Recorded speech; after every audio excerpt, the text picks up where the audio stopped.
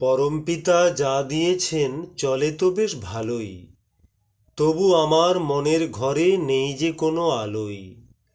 ঘরে ঘরে বৃদ্ধ বৃদ্ধার কষ্টেতে পাই কষ্ট, অন্ধকারে মুখ লুকিয়ে করছি জীবন নষ্ট।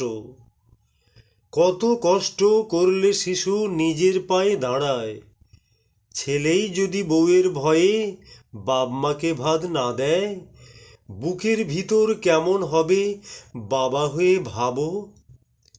আমিও কি 85তেও খাটলে খেতে পাবো? দাদু ঠাম্মার কষ্ট দেখে ভবিষ্যৎ বিয়ে করবে, বিয়ে করলেও ছেলের জন্ম দেয়ার আগে বলবে, আমার বাবা মাকে তুমি ভাত দেবে রোজ বলো, তবেই তুমি মা হবে রোজ বাসবো তোমায় ভালো।